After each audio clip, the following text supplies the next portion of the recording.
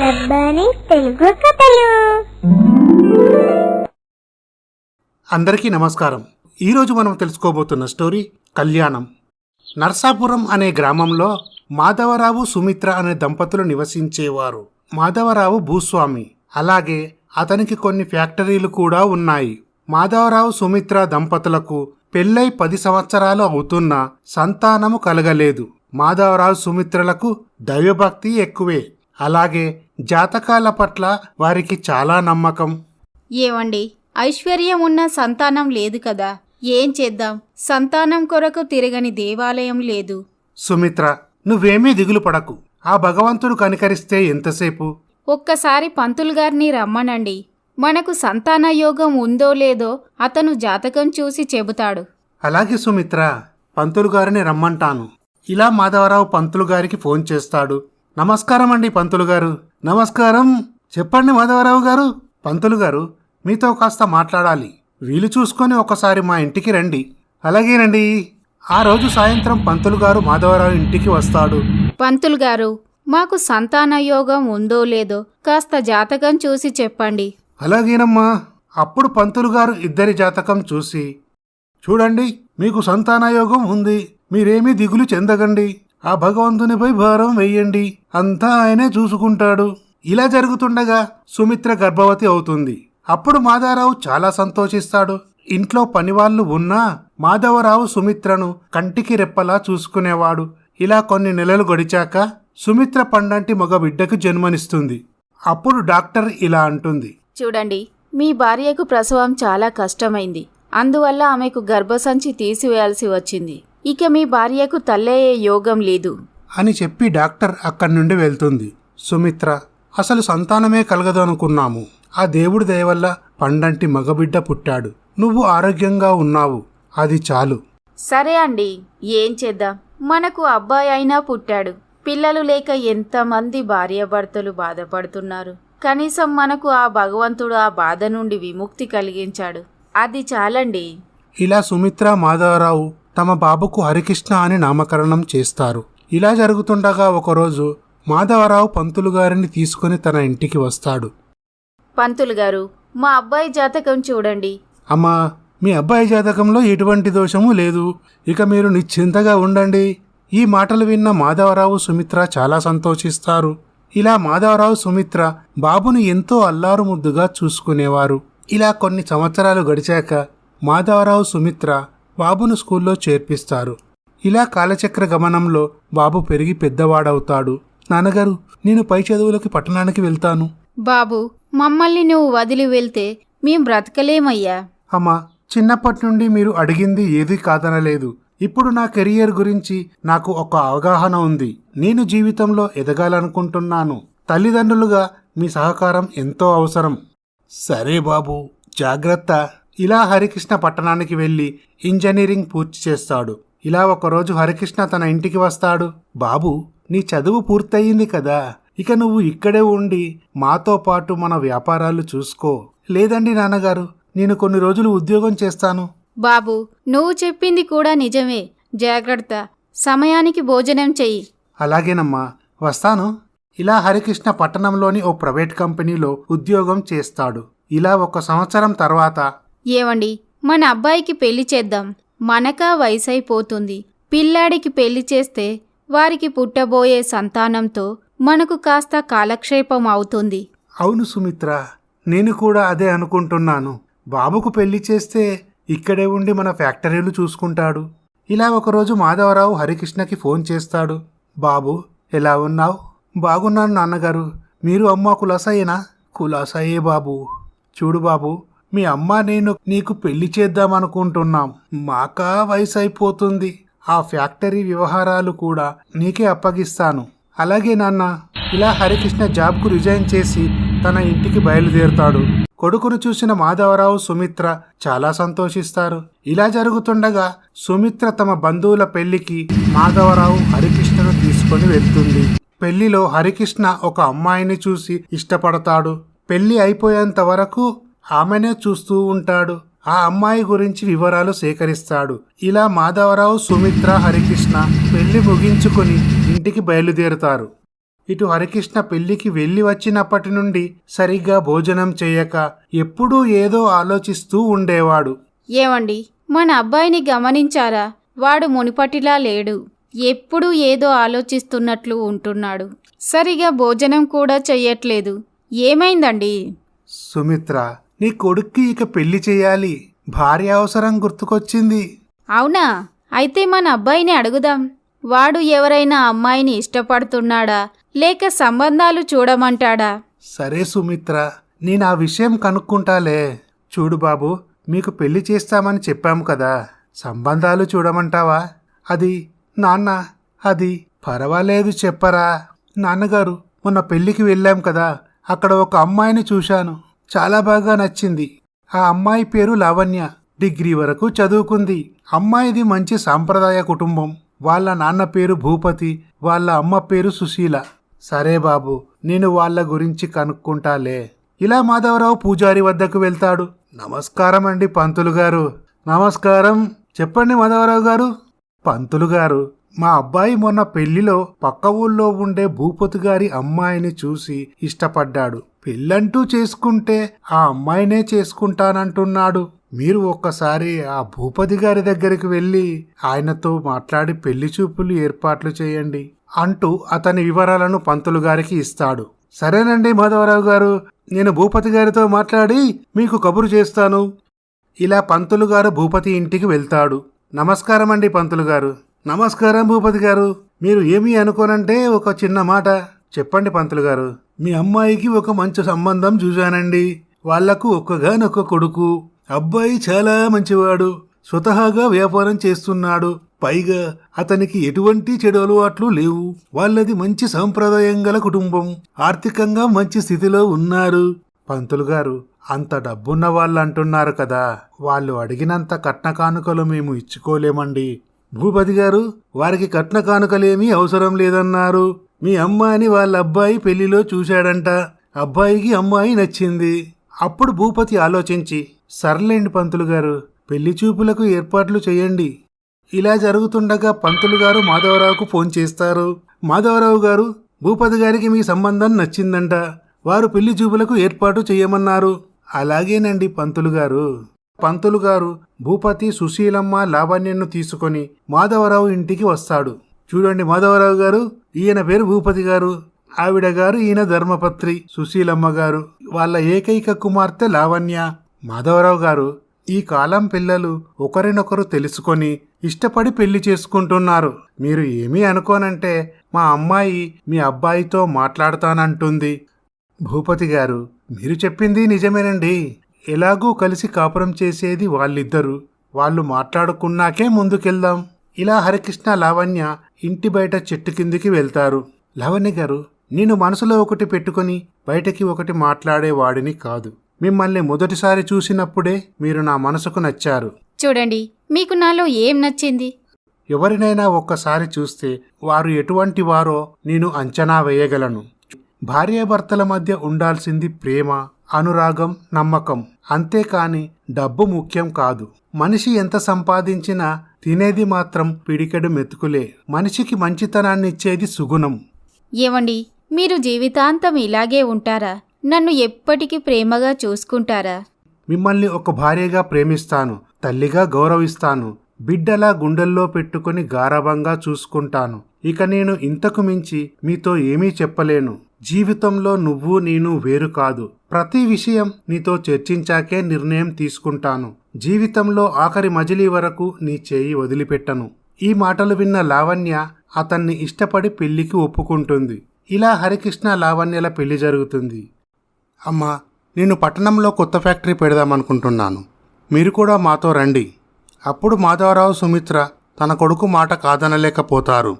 ఇలా హరికృష్ణ తన భార్యను తీసుకొని తమ అమ్మా నాన్నలతో పట్టణానికి బయలుదేరుతాడు.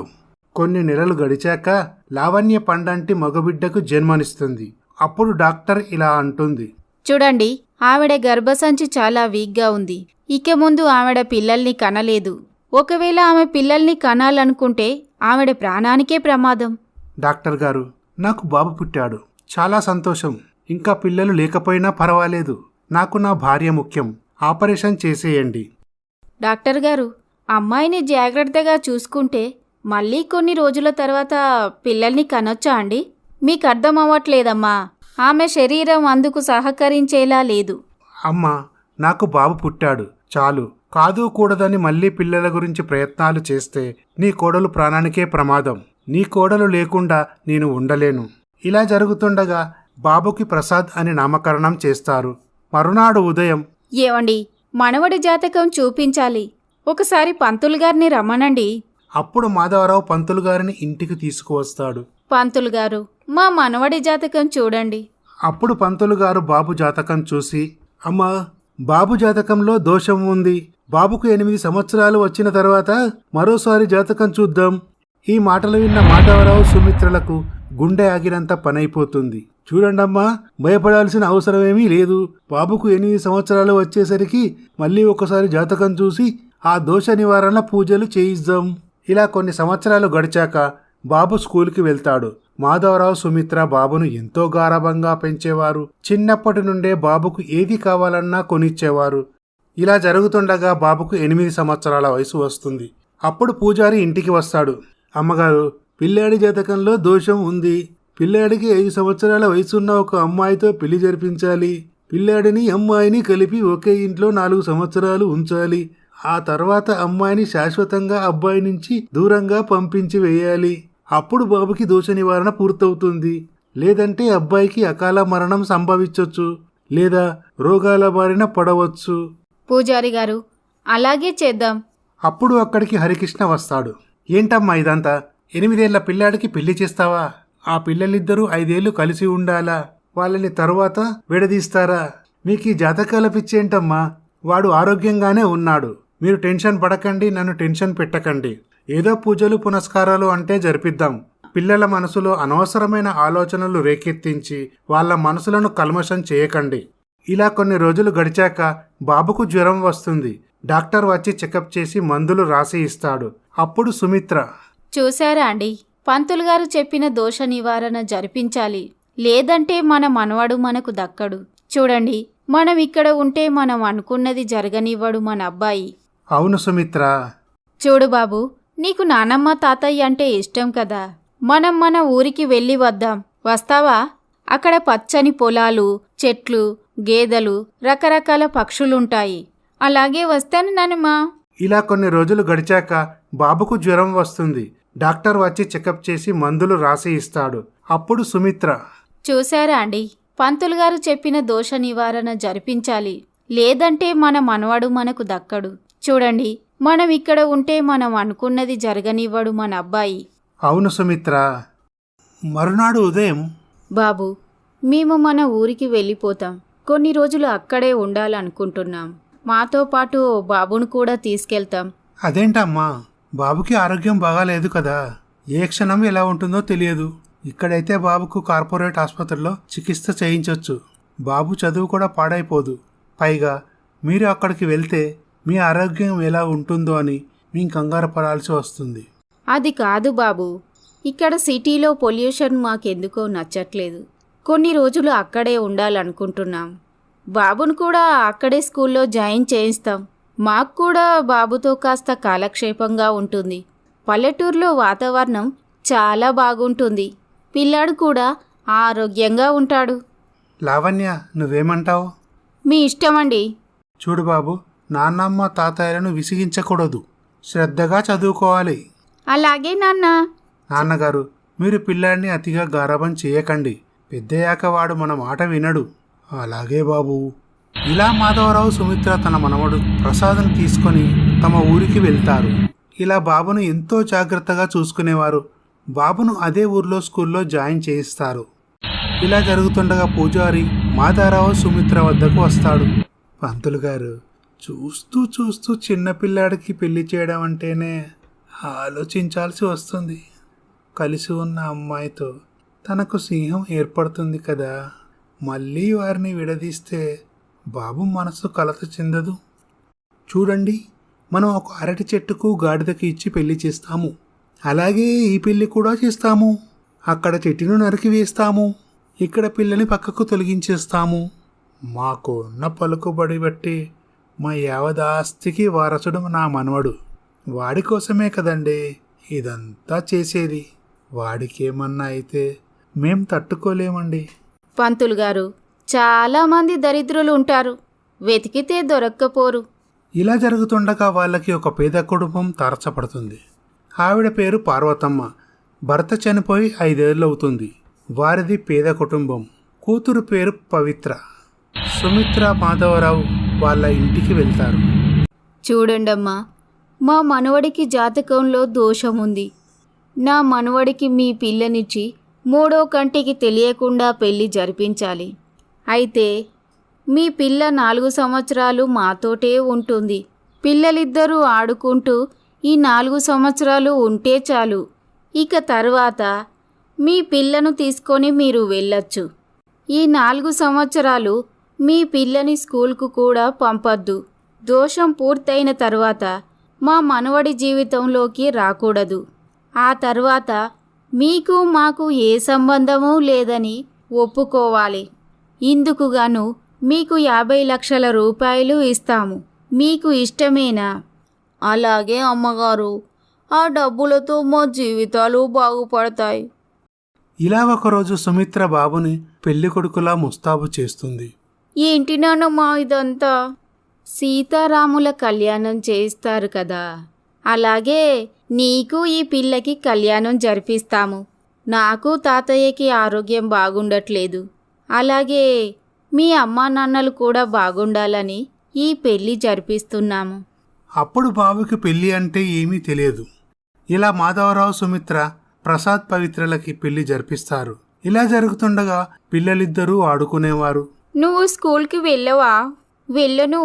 మా అమ్మ నన్ను తర్వాత స్కూల్లో జాయిన్ చేస్తానంది. అదేంటి? ఏమో, నాకు తెలియదు. ఇలా ఒకరోజు హరికృష్ణ, లావణ్య మాధవరావు సుమిత్రల వద్దకు వస్తారు. ఎవరత్తయ్య ఈ పాప? చాలా బాగుంది. ఇంట్లో కాస్త సహాయంగా ఉంటుందని నేనే పెట్టుకున్నాను. పాపం వాళ్ళు పేదవాళ్ళు, అందుకే నేను ఇక్కడే ఉండమన్నాను. ఇలా జరుగుతుండగా బాబు ఒకరోజు ఫోటో చూసి, నానమ్మ, ఈ ఫోటో ఎవరిది? అది మీ తాతయ్య నానమ్మల పెళ్లి ఫోటోరా? అప్పుడు బాబు ఇలా అనుకుంటాడు, అయితే మా తాతయ్య నానమ్మలు నాకు పెళ్లి చేశారు అంటే పవిత్ర నా భార్య అన్నమాట. ప్రసాద్ పవిత్రని ఎంతో ప్రేమగా చూసుకునేవాడు. ఇలా కొన్ని సంవత్సరాలు గడిచాక పంతులు గారు మాధవరావు సుమిత్రల ఇంటికి వస్తాడు. చూడండమ్మా, అబ్బాయి జాతక దోష నివారణ పూర్తయింది. అమ్మాయిని పంపించేయాల్సిన సమయం వచ్చింది. అప్పుడు సుమిత్ర ఆ అమ్మాయి మెడలో తాలిబొట్టు తీసివేస్తుంది. అలాగే కాలికి ఉన్న మెట్టెలను కూడా తీసివేస్తుంది. అప్పుడు సుమిత్ర పార్వతమ్మకి కబురు చేయడంతో పార్వతమ్మ సుమిత్ర ఇంటికి వస్తుంది. చూడండమ్మా, ఇక మీకు మాకు ఎటువంటి సంబంధమూ లేదు. మళ్ళీ ఈ జన్మలో మీ ముఖం మాకు చూపించకూడదు. ఇక నుండి మా పిల్లాడికి మీ పిల్లకు ఎటువంటి సంబంధమూ లేదు అని అనుకున్న ప్రకారంగా 50 లక్షల రూపాయలు సుమిత్ర పార్వతమ్మకి ఇస్తుంది. చూడండి, బాబు కంట పడకుండా ఈ రాత్రికే మీరు ఇంట్లో నుంచి బయలుదేరండి. ఇక నుంచి మా కంట పడకూడదు. మరునాడు ఉదయం బాబుకి పవిత్ర కనపడకపోవడంతో బాబు దిగులుగా ఒకచోట కూర్చొని ఉంటాడు. ఏమంది నాయనా? నా భార్య కనపడటం లేదు తాతయ్య. ఏంట్రా పిచ్చి మాటలు? అవును తాతయ్య, నానమ్మ నాకు చెప్పింది. నేను ఆ అమ్మాయికి 3 ముళ్ళు వేశాను, కాలికి మట్టెలు పెట్టాను, 7 అడుగులు వేశాను. తను నా భార్య కదా, నా పెళ్ళాం కదా. నువ్వు నాన్నమ్మని వదిలేసావా ఏంటి? మా అమ్మ నాన్నను వదిలేసిందా? మరి నా భార్య నన్ను విడిచి వెళ్ళడం ఏంటి? చూడు బాబు, ఇంత చిన్న వయసుకు పెద్ద పెద్ద మాటలు మాట్లాడకూడదు. ఏదో నీ జాతకంలో దోషం ఉందని ఆ అమ్మాయిని అనుకోకుండా తీసుకురావడం జరిగింది. ఆ అమ్మాయి వచ్చిన పని పూర్తయింది. ఆ తర్వాత వాళ్ళమ్మ తీసుకొని వెళ్ళిపోయింది. ఇక వాళ్ళకి మనకి ఎటువంటి సంబంధమూ లేదు. కాదు తాతయ్య, తనై నా భార్య. నేను పెళ్లి చేసుకున్నాను. తను లేకపోతే నేను ఉండలేను, చచ్చిపోతాను. అసలెవడే తనకు పెళ్లి అయిందని చెప్పింది? నేనే. క్షమించండి, బాబు ఇంతలా ఆలోచిస్తాడని అనుకోలేదు. వాడికి ఏమైనా జరిగితే మనం బ్రతకగలమా? అయినా పిల్లాడికి ఏ విషయాలు చెప్పాలి, ఏ విషయాలు చెప్పకూడదు అని తెలియదా? ఇటు ప్రసాద్ నిద్రాహారాలు మాని గదిలోనే ఉంటాడు. అప్పుడు హరికృష్ణ, లావణ్య మాధవరావు ఇంటికి వస్తారు. మాధవరావు, సుమిత్ర కంగారు పడిపోతారు. ఏమైందమ్మా అలా ఉన్నారు? ఇప్పుడు మాధవరావు, సుమిత్ర మౌనంగా ఉంటారు. ఇంతకీ బాబెక్కడమ్మా? అప్పుడు బాబు అక్కడికి వస్తాడు. నాన్న, నా భార్యను నా దగ్గర నుంచి పంపించేశారు. నేను నా భార్యను ప్రేమిస్తున్నాను, తీసుకురావా నాన్న? అప్పుడు హరికృష్ణ, లావణ్య ఆశ్చర్యపోతారు. పెళ్ళామేంట్రా, ఏదైనా సినిమా చూశావా లేదు నాన్న అని తనకు పెళ్లి జరిగినప్పటి ఫోటో తీసుకువచ్చి అమ్మా నాన్నలకు చూపిస్తాడు. ఏంటమ్మా మీరు చేసిన పని? నేను వద్దు వద్దు అని ఆ రోజే చెప్పాను. మనసులతో ఆటలు ఆడకూడదు, చిన్నపిల్లల మనసుల్లో ముద్రించుకుపోతాయని. నా దగ్గర ఎందుకు దాచారు మీరిద్దరు? వాడికి ఏమీ కాకూడదని ఈ పని చేశామురా. అప్పుడు బాబుని హరికృష్ణ పార్కుకి తీసుకువెళ్తాడు. చూడు బాబు, నువ్వు మాకు ఒక్కగానొక్క వారసుడివి. మీ అమ్మ ప్రాణాలకు తెగించి నీకు జన్మనిచ్చింది. మేము నిన్ను గుండెల్లో పెట్టుకుని పెంచుకుంటూ వచ్చాము. నువ్వంటే మాకు పంచ ప్రాణాలు. నువ్వు పై చదువులు చదివి మంచి ప్రయోజకుడు అవ్వాలని, నీకు ఒక మంచి సంబంధం చూసి పెళ్లి చేయాలన్నదే మా ఆశ. నేను వినను. నాకు పవిత్ర కావాలి. నాకు ఎవరు వద్దు. తాతయ్య అమ్మమ్మను కాకుండా మరో పెళ్లి చేసుకోలేదు కదా? ఎందుకు మీరు కూడా మా అమ్మను కాకుండా మరొక అమ్మాయిని పెళ్లి చేసుకోలేదు కదా? ఏం మాట్లాడుతున్నావురా? మీ అమ్మ నా పెళ్ళాం. మరి పవిత్ర కూడా నా పెళ్ళమే నాన్న. నేను తాతయ్య అమ్మమ్మల పెళ్లి ఫోటోలు చూసా. అప్పుడు హరికృష్ణకి బాబుకి ఎలా నచ్చ చెప్పాలో అర్థం కాదు. ఆ రోజు సాయంత్రం లావణ్య, బాబు, నాన్నగారికి అలా ఎదురు చెప్పొచ్చా? అసలు మంచో చెడో జరిగిపోయింది. సరే, నువ్వు చెప్పినట్లే పవిత్ర వాళ్ళమ్మ ఎక్కడున్నారో నేను కనుక్కుంటాను. కానీ ఇప్పుడైతే నువ్వు చదువుకోవాలి కదా. నాన్నగారు నీ చదువు పాడైపోతుందని భయపడుతున్నారు. ఇప్పుడు నువ్వు ఏం చెయ్యాలి? మేము నీ మీద ఎన్నో ఆశలు పెట్టుకున్నాము. నువ్వు చదివి మంచి ప్రయోజకుడు అవ్వాలి. మన వ్యాపారాలు చూసుకోవాలి. చూడు బాబు, నువ్వు నీ కాళ్ళ మీద నిలబడిన తరువాత అప్పుడు నేను మీ నాన్నగారిని ఒప్పించి ఆ అమ్మాయిని తీసుకువచ్చి నీ చేతిలో పెడతాను. నిజంగానే అమ్మా? నిజంగానే బాబు. సరే, అలాగైతే నువ్వు చెప్పినట్లే వింటానమ్మా. చూడండి, వాడికి సర్ది చెప్పాను. వాడిది తెలిసి తెలియని వయసు కదా. చదువులో పడితే వాడే ఆ అమ్మాయిని మర్చిపోతాడులే. మీ అమ్మా నాన్నలు చేసింది చాలా పెద్ద తప్పండి. అవును లావణ్య, కాని వారు పెద్దవారు. ఇప్పుడు వారిని ఏమనగలం? ఇలా లావణ్య తన అత్తమామలను హరికృష్ణను తీసుకొని పట్టణానికి బయలుదేరుతుంది. ప్రసాద్ పవిత్ర జ్ఞాపకాలను తన మనసులోనే ఉంచుకొని ఇటు చదువుపై లగ్నం చేస్తాడు. ఇలా కొన్ని సంవత్సరాలు గడిచాక ప్రసాద్ తన వ్యాపారాలు చూసుకునేవాడు. అనతి కాలంలోనే ప్రసాద్ వ్యాపారంలో బాగా సంపాదిస్తాడు. ఇలా ఒకరోజు రాత్రి ప్రసాద్ ఆలోచించుకుంటూ ఉంటాడు. అప్పుడు తన తల్లి లావణ్య అక్కడికి వస్తుంది. ఏంటి నాయనా, ఏం ఆలోచిస్తున్నావు? ఎవరినైనా ప్రేమిస్తున్నావా? ఏం మాట్లాడుతున్నావమ్మా? నేను మీరు అన్నమాట ప్రకారమే చదువుకొని ప్రయోజకుడిని అయ్యాను కదా. అవును నాన్న, ఎవరు కాదన్నారు? అదేంటమ్మా, పవిత్రను ఇంతవరకు తీసుకురాలేదు? అప్పుడు లావణ్య ఆశ్చర్యపోతుంది. అంటే వీడా పిల్లను ఇంకా మర్చిపోలేదన్నమాట అని అనుకుంటుంది. బాబు, నువ్వు ఆ పిల్లని ఇంకా మర్చిపోలేదా? ఎలా మర్చిపోతానమ్మా? ఎందుకు మర్చిపోతాను? మమ్మీ డాడీ నిన్ను మర్చిపోయారా? తాతయ్య నాన్నమ్మని మర్చిపోయారా? నేనెలా తనని మర్చిపోతాను? తనకి ఇప్పటి వరకు పెళ్ళై పిల్లలు పుట్టుంటారా? ఏం బాబు, ఎందుకలా ఆరుస్తున్నావు? అంటే నువ్వు ఇన్నాళ్ళు తనను చదివిస్తానని అబద్ధం చెప్పావు కదూ. నాకు మాయమాటలు చెప్పావా? నువ్వు నన్ను మోసం చేశావమ్మా. నేను ఇంతకాలం తన కోసమే బతికాను, తన కోసమే చదివాను. అప్పుడు అక్కడికి మాధవరావు, హరికృష్ణ, సుమిత్ర వస్తారు. నీ జాతకంలో ఏదో దోషం ఉందని చెబితే నానమ్మ తాతయ్య అలా చేశారు. ఇప్పుడు పవిత్ర వాళ్ళు ఎక్కడున్నారో కూడా మాకు తెలియదు. అమ్మా, మీకోసం భార్యాభర్తలను విడగొట్టడం పాపం కదా. ఎవర్రా భార్యాభర్తలు? ఎవర్రా నీకు భార్య? అమ్మమ్మకి తాతయ్య ఎలాగో అలాగే తను నాకు భార్యం. ఎవరు చెప్పారా? తాతయ్య ఒకరు చెప్పాలా? నేను తనకు తాళి కట్టాను, తనతో 7 అడుగులు నడిచాను. మీరందరూ కలిసి నన్ను మోసం చేశారు అంటూ ప్రసాద్ ఎవరితోనూ మాట్లాడేవాడు కాదు. ఇలా ప్రసాద్ పవిత్ర గురించి వెతకడం ప్రారంభిస్తాడు. ఇటు పవిత్ర జరిగిన విషయాలు ఏవీ మనసులో పెట్టుకోకుండా పెళ్లి చేసుకొని కాపురం చేసుకుంటుంది. తనకు ఒక బాబు, తన భర్త పేరు గిరి. ఇలా అదే ఊరిలో గౌరమ్మ అనే ఒక ఆవిడ నివసించేది. ఆవిడ కూతురు పేరు శ్యామల. గౌరమ్మ ఆరోగ్యం బాగా లేకపోవడంతో మంచాన పడుతుంది. ఇటు శ్యామల తన వద్ద డబ్బులు లేకపోవడంతో తన తల్లికి ట్రీట్మెంట్ చేయించలేకపోతుంది. ఇలా ప్రసాద్ పవిత్రను వెతుక్కుంటూ పవిత్ర ఇంటికి వస్తాడు. ఎవరండి మీరు? నా పేరు ప్రసాద్. నా చిన్నప్పుడు నా జాతకంలో ఏదో దోషం వలన నాకు 4 ఏళ్ల అమ్మాయితో వివాహం జరిపించారు. అలా 4 సంవత్సరాల తర్వాత మమ్మల్ని విడదీశారు. అప్పుడు పవిత్ర ఈ మాటలు విని ఒక్కసారి ఆశ్చర్యపోతుంది. తనకు పెళ్లి కాకపోయింటే అతన్ని పెళ్లి చేసుకునేది, కానీ తనకు పెళ్ళయింది. అదీ కాకుండా తనకు ఒక బాబు కూడా ఉన్నాడు. అంత కోటీశ్వరుడు నా గురించి వస్తే నేను ఏమీ చేయలేకపోతున్నాను. ఏమండి, మీ పేరేంటండి? నా పేరు లతండి. మీకు పవిత్ర గురించి తెలుసా అండి? ఈ మధ్య వాళ్ళ అమ్మగారు చనిపోయారండి. ఆమె సిటీలో జాబ్ చేస్తున్నట్లు విన్నాను. కనుక్కొని మీకు ఫోన్ చేస్తాను. మీ ఫోన్ నంబర్ ఇవ్వండి. అప్పుడు ప్రసాద్ తన విజిటింగ్ కార్డు ఇస్తాడు. ఇలా ప్రసాద్ పట్టణానికి బయలుదేరుతాడు. ఇటు శ్యామల పవిత్ర వద్దకి వస్తుంది. అక్క, అమ్మ ఆరోగ్యం ఏమీ బాగలేదు. పెద్ద ఆసుపత్రిలో జాయిన్ చేయించాలంట. డబ్బు చాలా ఖర్చు అవుతుందంటున్నారు.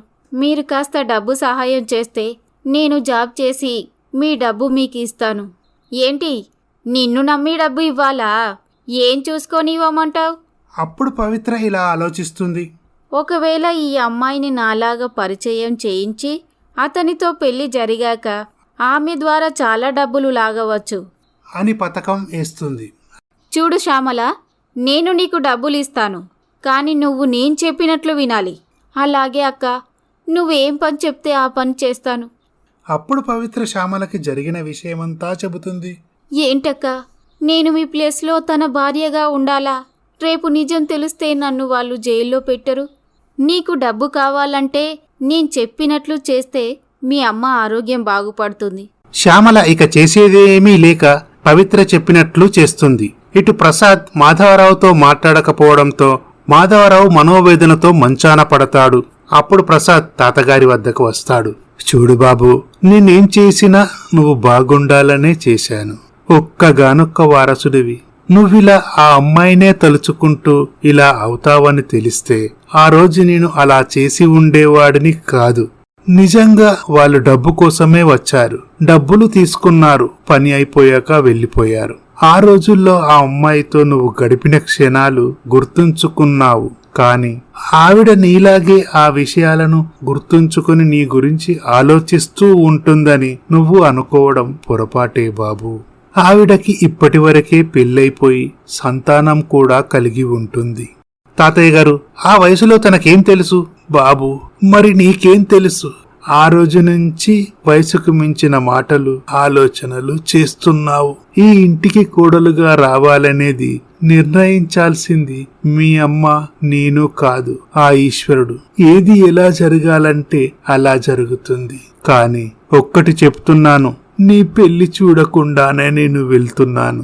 నీ పిల్లల్ని చూడకుండానే వెళ్ళిపోతున్నాను. నేను చేసింది తప్పే బాబు, నన్ను క్షమించు అని మాధవరావు ప్రాణాలు కోల్పోతాడు. ఇలా సుమిత్ర, హరికృష్ణ, లావణ్య కన్నీరు మున్నీరవుతారు. హరికృష్ణ తన తండ్రి అంత్యక్రియలు నిర్వహిస్తాడు. ఇలా జరుగుతుండగా ఒకరోజు లత ప్రసాద్కి ఫోన్ చేస్తుంది. ప్రసాద్ గారు, నేను లతనండి. చెప్పండి లత గారు. చూడండి, పవిత్ర అడ్రస్ నాకు దొరికింది. ఆవిడ పట్టణంలోని ఓ అపార్ట్మెంట్లో గది అద్దెకు తీసుకొని ఉంటుంది. అక్కడే ఒక ప్రైవేట్ కంపెనీలో జాబ్ చేస్తూ జీవనోపాధి కొనసాగిస్తుంది. ఈ మాటలు విన్న ప్రసాద్ చాలా సంతోషిస్తాడు. నేను మీకు వాట్సాప్ ద్వారా ఆ వివరాలు పంపిస్తున్నాను. అలాగేనండి. ఇలా మరునాడు ఉదయం, అమ్మా, నేను ఆఫీస్ పని మీద పట్టణానికి వెళ్తున్నాను. రావడానికి ఓ 15 రోజులు పడుతుంది. అలాగే బాబు, నీ ఆరోగ్యం జాగ్రత్త. ఇలా ప్రసాద్ పవిత్ర అడ్రస్ తీసుకుని పట్టణానికి బయలుదేరతాడు. ప్రసాద్ పవిత్ర ఉంటున్న ఇంటికి వెళ్తాడు. అప్పుడు కాలింగ్ బెల్ నొక్కుతాడు. ఒక అమ్మాయి డోర్ తీస్తుంది. ప్రసాద్ ఆ అమ్మాయిని చూసి తన చిన్ననాటి పవిత్రకి ఇప్పటి పవిత్రకి అస్సలు పోలికలు కనబడటం లేదు. ప్రసాద్ ఏకంగా తనను చూస్తూనే ఉంటాడు. ఎవరండి మీరు? ఏమండి, దాహంగా ఉందండి, కొంచెం మంచినీళ్ళు ఇస్తారా? సరే అండి, లోపలికి రండి. ప్రసాద్ ఆ గదిలో పవిత్ర చిన్నప్పటి ఫోటో చూస్తాడు. అలాగే పవిత్ర వాళ్ళ అమ్మా నాన్నతో దిగిన ఫోటో కూడా ఉంటుంది. ఆ ఫోటోలు చూసిన ప్రసాద్ తాను వెతుకుతున్న పవిత్ర ఈమె అని అనుకుంటాడు. ఇలా ప్రసాద్ నీళ్లు తాగి థ్యాంక్స్ అండి అని చెప్పి అక్కడ నుండి వెళ్తాడు. ప్రసాద్ పవిత్ర ఇంటి దగ్గరలోనే ఒక గది అద్దెకు తీసుకుంటాడు. ఇలా ఆ రోజు రాత్రంతా ప్రసాద్ పవిత్ర గురించి ఆలోచిస్తూనే ఉంటాడు. పవిత్ర ఎంత అందంగా ఉంది, చాలా సింపుల్ గా ఉన్న అంత పెద్ద కళ్ళు, పెద్ద జుట్టు, చూడటానికి నా కోసమే పుట్టిన దేవకన్యలా అనిపిస్తుంది. తను ఇంతలా ప్రేమించే పవిత్ర మనసులో ఇంతకీ ఎవరైనా ఉన్నారో లేదో తెలుసుకోవాలని ప్రసాద్ అనుకుంటాడు. ఇలా ప్రసాద్ పవిత్రను రోజూ గమనించేవాడు. పవిత్ర ఆఫీస్కి వెళ్లేటప్పుడు ఆమె వెనుకాలే వెళ్లేవాడు. ఇదంతా గమనించిన పవిత్ర ఒకరోజు, చూడండి, మీరు నా వెంట పడటం ఏం బాగా లేదండి. చూస్తే బుద్ధిమంతుల్లా ఉన్నారు. మీకిదేం పాడుబుద్దండి? ఏమండి, మీరు అలా పొరపడకండి. నేను మీ వెంట పడేది నేనేదో మిమ్మల్ని వేధించడానికి కాదు. మిమ్మల్ని మొదటిసారి చూసినప్పుడే నాకు నచ్చారు. నీకు ఇష్టమైతే నేను మిమ్మల్ని పెళ్లి చేసుకుంటాను. మీరు నాకు నచ్చారు. చూడండి, నా లైఫ్ నాది కాదు. నాకు చిన్నప్పుడే వేరే అబ్బాయితో పెళ్ళైపోయింది. మనసా వాచా కర్మ అతనే నా భర్త. అతన్ని తప్ప ఏ మగాడిని కలలో కూడా ఊహించుకోలేను. దయచేసి మీరు నా మీద ఎటువంటి ఆలోచనలు పెట్టుకోకండి. ఈ మాటలు విన్న ప్రసాద్ పవిత్ర గతం మర్చిపోలేదు. కాకపోతే నేనే ప్రసాద్ని అని తనకు తెలియదు. తను మాత్రం ఎవరినీ ప్రేమించడం లేదు, పెళ్లి కూడా చేసుకోలేదు. Thank God. అప్పుడు ప్రసాద్ శ్యామల కళ్ళు మూస్తాడు. ఏంటండి ఇదంతా? పవిత్ర, ఆ ప్రసాద్ని నేనే. నువ్వు నా గురించి ఇన్ని రోజులు ఎలా వేచి చూశావో నేను కూడా నీ గురించి అలాగే ఇన్ని రోజులు ఎదురు చూశాను. మీరు చెప్పేది నిజమే అయ్యుండొచ్చు, కానీ నేను మిమ్మల్ని ఎలా నమ్మాలి? అప్పుడు ప్రసాద్ శ్యామలని తన ప్లాట్కి తీసుకువెళ్తాడు. తమ చిన్ననాటి పెళ్లి ఫోటో చూపిస్తాడు. అదంతా చూసిన శ్యామల చాలా సంతోషిస్తుంది. చిన్నప్పటి నుండి నేను నిన్ను మర్చిపోలేదు. నీకోసమే చదివాను, వ్యాపారంలో కష్టపడి పైకొచ్చాను. ఇప్పుడు స్వతహాగా నేనే వ్యాపారం చేస్తున్నాను. నిన్ను తప్ప వేరే ఆడదానిని కలలో కూడా ఊహించుకోలేను అని ప్రసాద్ పవిత్ర అనుకుంటున్న శ్యామలకు ఈ విషయాలన్నీ చెబుతాడు. ఇలా మరునాడు ఉదయం ప్రసాద్ డైమండ్ రింగ్ తీసుకుని శ్యామల వద్దకు వస్తాడు. చాలా బాగుందండి. చాలా ఖరీదైనదనుకుంటా. అవును పవిత్ర, ఈ రింగు ఖరీదు 20 లక్షలు. ఇప్పుడే ఎందుకండి ఇంత ఖరీదైన ఉంగరం? డబ్బుదేముంది పవిత్ర, అసలు నువ్వు నా జీవితంలోకి మళ్లీ వస్తావని అనుకోలేదు. ఆ భగవంతుని దయ వల్ల నువ్వు నాకు కలిసావు, అది చాలు. పవిత్ర, మనం మరో 2 రోజుల్లో అమ్మ నాన్నల దగ్గరికి వెళ్తున్నాం.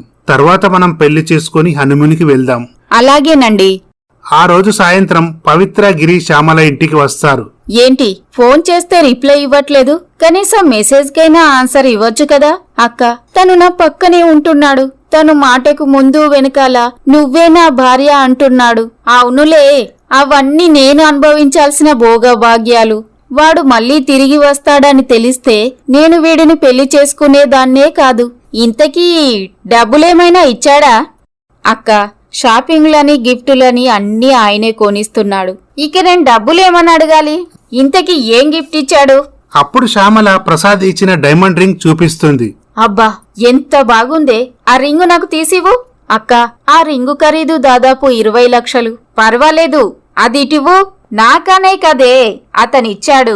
అది నీది కాదు కదా. అతను నిన్ను నేను అనుకొని నీకిచ్చాడు. అయినా నాకు ప్రస్తుతం డబ్బు అవసరం చాలా ఉంది. అక్కయ్య, నేను ఎన్ని రోజులు ఈ నాటకం ఆడాలి? మాకు కొన్ని అప్పులున్నాయి. మేము కూడా జీవితంలో స్థిరపడాలనుకుంటున్నాము. రేపు నువ్వు అతనితో వెళ్తావు కదా, మేము నిన్ను ఫాలో అవుతూ ఉంటాము. వాళ్ళింట్లో నాన్నమ్మ, వాళ్ళ అమ్మా నాన్న ఉంటారు. చాలా జాగ్రత్తగా ప్రవర్తించు. ఎవరికి ఎటువంటి అనుమానం రాకూడదు. అలాగే అక్కయ్య. ఇలా ప్రసాద్ శ్యామలను తీసుకుని తన ఇంటికి వెళ్తాడు. ఎవరు బాబు ఈ అమ్మాయి? అమ్మా, ముందు హారతి తీసుకురా. అప్పుడు లావణ్య వారికి హారతి తీస్తుంది. ఎవల్రా ఈ అమ్మాయి? ఎవరో చెప్పుకో అమ్మా. ఏమోరా, నాకు తెలియదు. ఈమె పవిత్ర. నేను చిన్నప్పుడు తాళి కట్టానే ఆ పిల్ల ఈ అమ్మాయే. తను నా గురించి ఎన్ని సంవత్సరాల నుంచి ఎదురు చూస్తుందో తెలుసా అమ్మా? మీరేమన్నారు? తనకి పెళ్ళయి ఉంటుంది, పిల్లలు పుట్టి ఉంటారని అన్నారు. వాళ్ళ అమ్మా నాన్న చనిపోయాక తాను ఉద్యోగం చేసుకుంటూ సిటీలోనే ఉంటుంది. అప్పుడు నేను తనను వెతుక్కుంటూ అక్కడికి వెళ్ళాను. సరే బాబు, జరిగిందేదో జరిగిపోయింది. ఒక మంచి ముహూర్తం చూసి మీ ఇద్దరికి పెళ్లి జరిపిస్తాను. ఇటు శ్యామలకు గొప్పింటి కోడలుగా అవుతున్నందుకు ఒకవైపు సంతోషంగా ఉన్నా, మరొక వైపు వాళ్లను మోసం చేస్తున్నానన్న భయం కూడా ఉంటుంది. హరికృష్ణ పంతులు గారిని తీసుకుని వస్తాడు. పంతులు గారు ఇద్దరి జాతకాలు చూసి చూడండమ్మా, 15 రోజుల్లో దివ్యమైన ముహూర్తం ఉంది. ఓకే చేయమంటారా? అలాగే పంతులు గారు. ఇలా జరుగుతుండగా పవిత్ర శ్యామలకు ఫోన్ చేస్తుంది. ఏంటమ్మా, పెళ్లి ముహూర్తం కూడా పెట్టారంటే కదా? అవునక్కయ్య, నాకు చాలా భయంగా ఉంది. నేను నిజం చెప్పేస్తాను. నువ్వు నిజం చెప్పావనుకో మీ అమ్మ నీకు దక్కదు. అక్కయ్య, అమ్మను జాగ్రత్తగా చూసుకోండి. మీరు చెప్పినట్లే నేను వింటాను. సరే, ఈరోజు సాయంత్రం గుడికి వెళ్తున్నానని మీ అత్తయ్య గారికి చెప్పి డబ్బులు తీసుకొనిరా. అక్క, నాకు డబ్బులు ఎవరిస్తారు? ఏదైనా అవసరం ఉంటే అన్నీ వాళ్లే తీసుకొచ్చిస్తున్నారు. అయితే కొన్ని నగలు తీసుకొనిరా. సరే అక్క.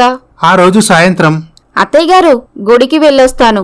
అలాగా, నేను నీతో రానా అమ్మా? పర్వాలేదండి, నేను వెళ్ళొస్తాను. మీరు విశ్రాంతి తీసుకోండి. ఇలా శ్యామల కొన్ని నగలు తీసుకొని పార్కులో ఉన్న పవిత్ర వద్దకు వెళ్తుంది. అప్పుడు శ్యామల పవిత్రకు నగలు ఇస్తుంది. ఇలా మాటిమాటికి నగలు తీసుకురావాలంటే నాకేదో భయంగా ఉంది. ఎవరైనా చూశారంటే నువ్వు నేను ఊచలు లెక్క పెట్టాల్సిందే. అయినా ఆశకంటూ ఒక హద్దుండాలి. ఏంటే చాలా ఎక్స్ట్రా మాట్లాడుతున్నావు? మీ అమ్మ నా దగ్గర ఉన్నదన్న సంగతి మర్చిపోయావా? అది కాదక్కయ్యా, ఇంకా ఎన్ని రోజులిలా? ఈ కథకు ఎలా ముగింపివ్వాలో నాకు తెలుసు.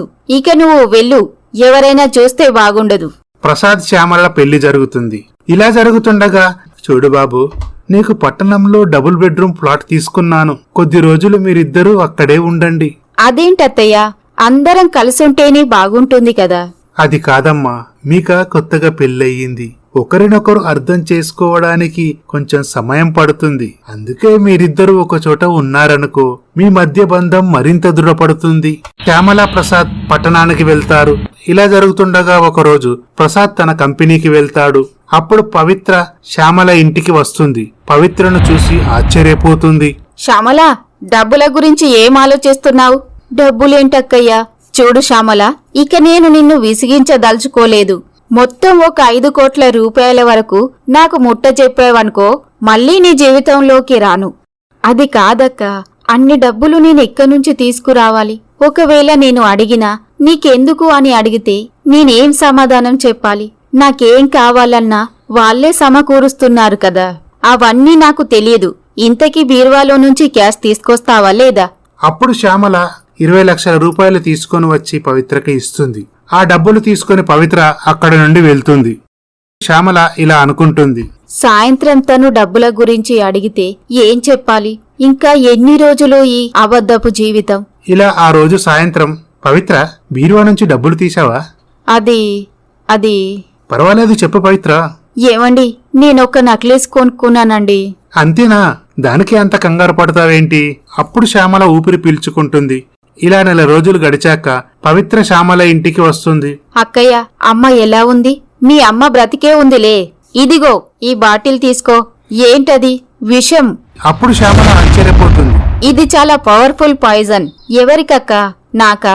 నీకెందుకిస్తాను? ఈ రాత్రికి ప్రసాద్ తినే భోజనంలో ఈ విషం కలిపేశాయి. నేను ఆలోచించా, 5 కోట్లతోనో 10 కోట్లతోనో ఈ సమస్య పరిష్కారం అవదు. వాళ్ళకి ఉన్నది ఒక్కడే ఒక వారసుడు. నాకు కావాల్సింది డబ్బు. ఇక నువ్వా? నీ జీవితంలో చూడలేని సుఖ సంతోషాలు అనుభవించావు. నీ చేత ఏమిచ్చినా వాడు తీసుకుంటాడు. దీన్ని భోజనంలో కలిపి ఇవ్వు. తెల్లవారే సరికల్లా వాడు చనిపోతాడు. ఆ తర్వాత కొన్ని రోజులకు ముసల్ది వాళ్ళ కొడుకు కోడలు దిగుల్తో చనిపోతారు. అప్పుడు ఆస్తంతా నీ పేరు మీదికొస్తుంది. మనం చెరో సగం పంచుకుందాం. ఆ తర్వాత మీ అమ్మను తీసుకొని నీకు నచ్చిన వాడిని పెళ్లి చేసుకొని ఎక్కడికైనా వెళ్లి హాయిగా జీవించు. ఒకవేళ నేను ఇది కాదంటే ఏముంది, మీ అమ్మ చనిపోతుంది. అక్క, అంత మాట అనకండి. చూడు, నువ్వు నేను చెప్పింది చేస్తేనే మీ అమ్మ నీకు దక్కుతుంది, లేదంటే ఆవిడ నీకు దక్కదు అని చెప్పి పవిత్ర అక్కడ నుండి వెళ్తుంది. అప్పుడు శ్యామల ఆలోచిస్తుంది. ఈ విషయం ప్రసాద్కి ఎలాగైనా చెప్పాలనుకుంటుంది. కాని తను అతన్ని మోసం చేసింది. తను నిజం చెప్తే తనని అసహించుకుంటాడని అతనికి నిజం చెప్పే ధైర్యం చేయలేకపోతుంది.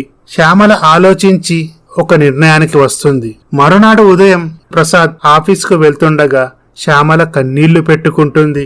అదేంటి పవిత్ర, ఏంటా కన్నీళ్లు? ఏం లేదండి, మీరెప్పుడూ ఇలాగే సంతోషంగా ఉండాలి. పవిత్ర, నువ్వు నాతో ఉన్నంత వరకు నేనెప్పుడు సంతోషంగానే ఉంటాను. పిచ్చి ఆలోచనలు మనసులో పెట్టుకోకు. టిఫిన్ చేసి రెస్ట్ తీసుకో, నేను వస్తాను అని చెప్పి ప్రసాద్ అక్కడి నుండి వెళ్తాడు. శ్యామల జరిగిన విషయమంతా ఒక లెటర్లో రాస్తుంది. ఆ లెటర్ను టేబుల్ పై పెడుతుంది. ఏవండి, నన్ను క్షమించండి. నేను తెలుసో తెలియకో తప్పు చేశాను. ఇప్పుడు తెలిసి నన్నింతలా ప్రేమించే మీకు అన్యాయం చేస్తే నాకన్నా దుర్మార్గులు ఇంకెవ్వరూ ఉండరు అని ఆ విషం తాగేస్తుంది. ప్రసాద్ మధ్యాహ్నం భోజనానికి ఇంటికి వచ్చేసరికి ఇల్లంతా నిశ్శబ్దంగా ఉంటుంది.